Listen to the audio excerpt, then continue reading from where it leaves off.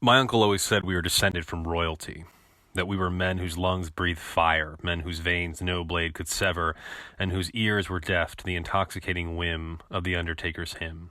We were chosen to embolden others against the winds of destiny and to strangle the sky. Torturous applause hailed our deeds written in blood on the walls that our bodies crashed into. The masses pleaded for mercy when angels yelped anguished cries as we tore their wings apart. Devilish dogma hissed from our lips as the craters of sin we carved filled with the corpses of our enemies. Fugitives from the grace of God, we were pilgrims of despair and destruction. Bred from volcanoes, we melted reality and stuck pins in the fingers of anyone who didn't say please and thank you. My uncle says men without regret are soldiers without remorse. We write history using skeleton fingers dipped in inkwells of clamorous calamity because collecting coins is our only other hobby. So yeah, probably should have prefaced that mini quote from my uncle with the statement that he's a drunk who can kind of get carried away after he's had a few. So, yeah. But then again, he is the second most dangerous person I know. People refer to his fleet as the Empire of Bones. Man's got skeletons in his closet, under his bed, in his pockets. It's probably a goddamn storage unit somewhere. But my uncle's abilities as an orator have always been a huge part of his success because, unlike many before him, my uncle understood the basic rule of battlefield speeches. Make sure everybody can fucking hear you. Every old film shows the hero giving a rousing and profound pre-battle speech, except those armies have hundreds or thousands of men. There's no way for a group that size to hear you without a microphone. Same thing goes for real life. Those middle to last rows of the army, simply not getting the memo. My uncle always uses giant speakers whenever his crews are going on a raid or into battle. Conquest or death, he chants. Then there's usually a quick raffle or a team-building exercise before, everybody attends to the business of dealing out heinous brutality to unsuspecting strangers. Last time I saw my uncle was 5 years ago for my cousin's funeral. He hugged me and grabbed my face with his hands. His usually sea-green eyes were red from tears. We're blood, he said, and that's the only reason I don't kill you where you stand. Something like that. I told him that blaming me for his son's death was scapegoating of the highest order, and that his speech was cliche. He broke my nose, a couple ribs, almost took out my left eye with his left thumbnail, and something deep inside feels like it's still leaking. After the funeral, I was stripped of my rank and banished from my uncle's ship, Buffalo Graffiti, and assigned to Bird Gallery. As I record this, I can hear the screams and cries of the hopelessly insane and unmedicated rattling their miserable cages below in the bowels of my ship. But I'm getting ahead of myself. Let's take a breath.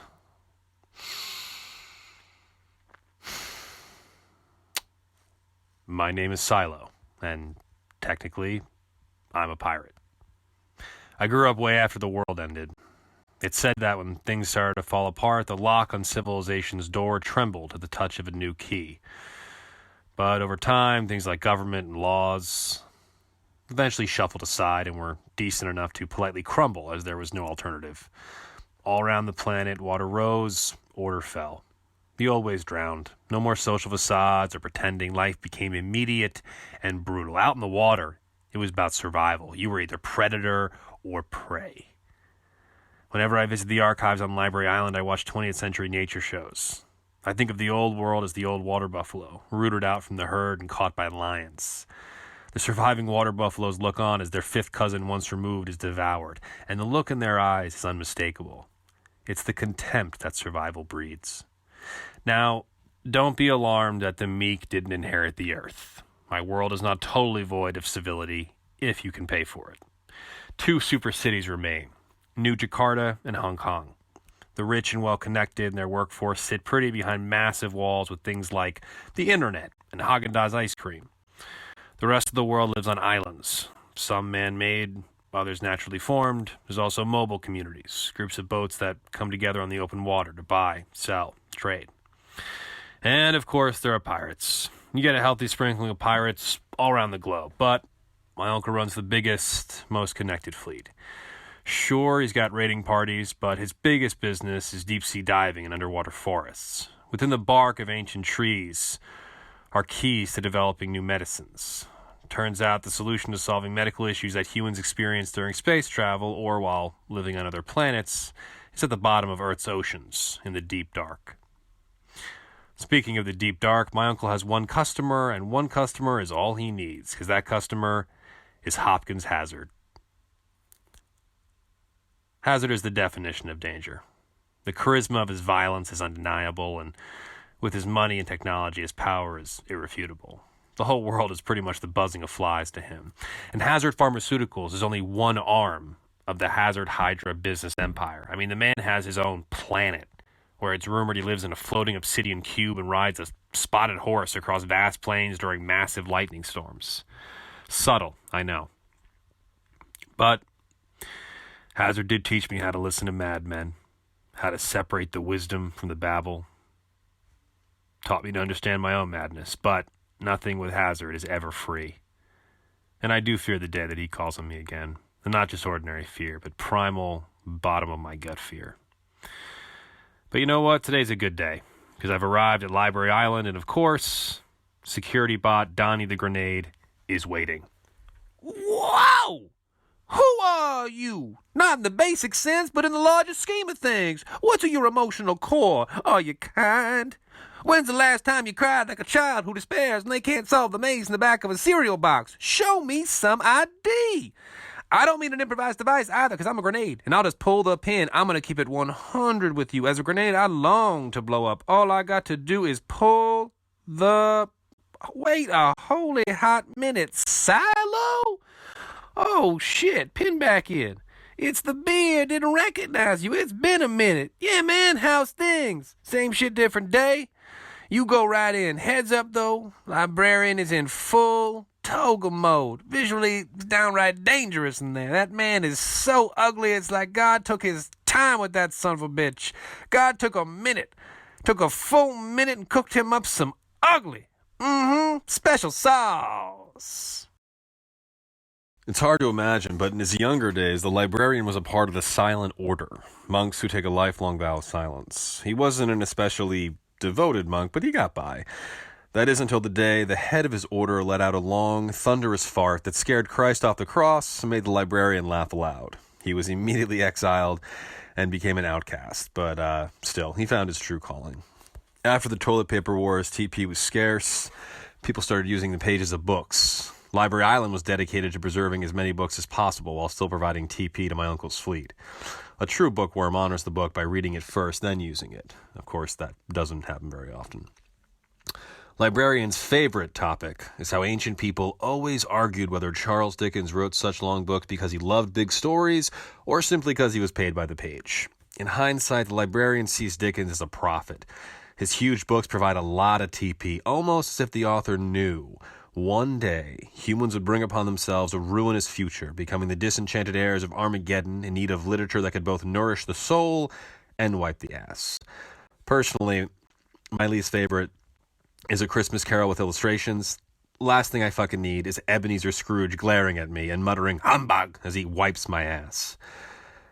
I can see the bartender's spaceship parked outside. Bartender is a human hyena hybrid that scours the galaxy for ingredients for rare cocktails for Hazard.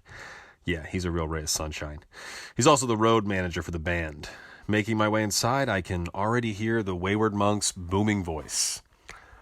I love the sound of my own voice. It literally gets me hard, which is tricky in social situations where people think the erection is for them and I have to explain the erection's actually for myself, and people actually find this endlessly fascinating. You know, what I'm saying, if I'm saying anything, is break that awkward social wall down and have strange conversations with strangers.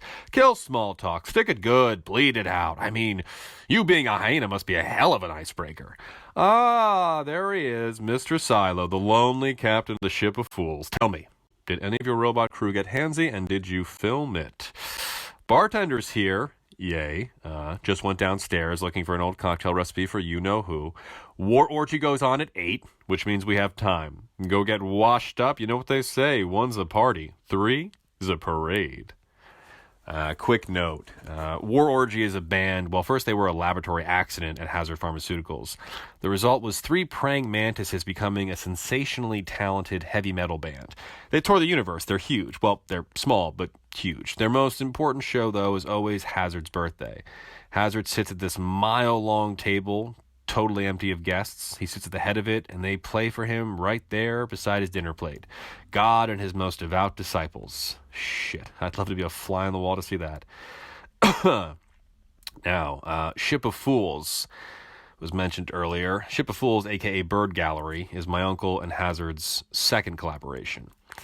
It is a practice from the old world when strange drunken ships would sail down windy city rivers and collect travelers from the realm of unreason against their will.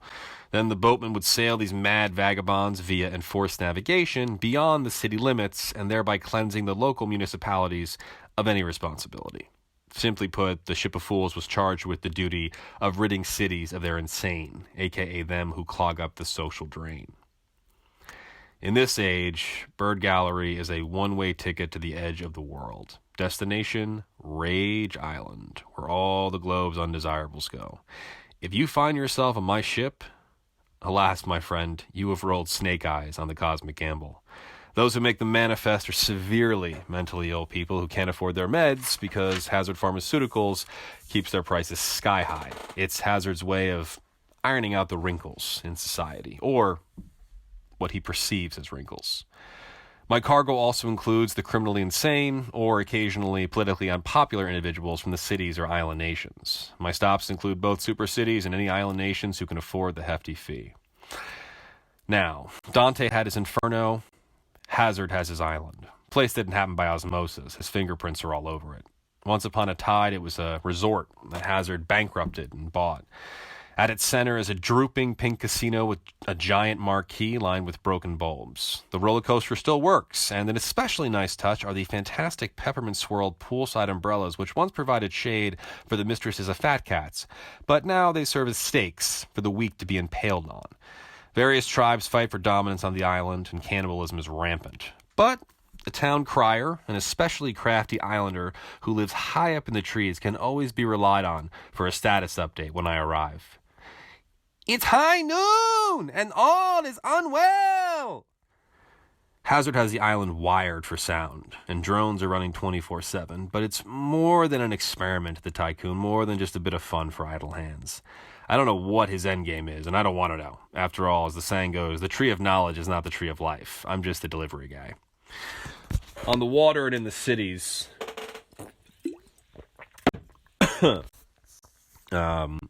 Bird Gallery is spoken of only in whispers.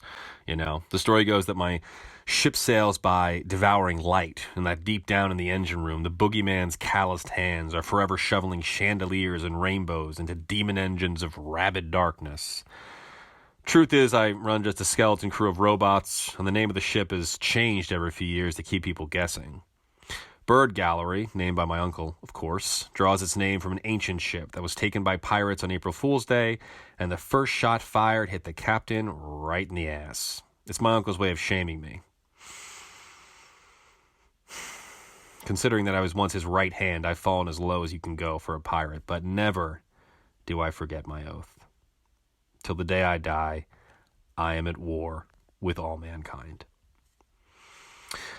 My room's got a hell of a view. You can see the whole interior of the island, and this is what helps keep me sane on the water, knowing I've got my spot here, my private space, my lovely little nirvana. But I find myself distracted by a new high-end VR goggles setup next to a letter on my bed. Dream much? ? Signed H. Bastard's timing is impeccable. Yeah. Every time I close my eyes to sleep, I see them. Colossal, moss-covered steps towering upward into the sky and vanishing into mist. Feels like I'm scaling the cracked steps of some ancient temple, and the stairs are being bloodied by the bouncing heads of human sacrifices tumbling past me, their eyes wide during their fall to awe. Then I wake up.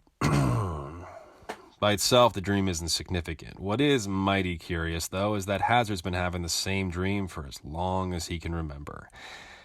And to say it's a minor obsession of his would be an understatement. Of course, it's bad business to bite the hand that feeds, but I refuse to end up one of his lab rats. Still, to go against Hazard, he would dispatch me via a wonderfully nightmarish and totally original death scenario. I'd become one of those cautionary tales that strangers plaster on their souls like bumper stickers. If newspapers still existed, people would cut out my obituary and slide it into their wallets like a totem to remind themselves that somebody's always got it worse and weirder than them. Except, you know what? I don't feel like doing my fellow man any fucking favors, and I've got zero desire to be an immortal pocket pep talk.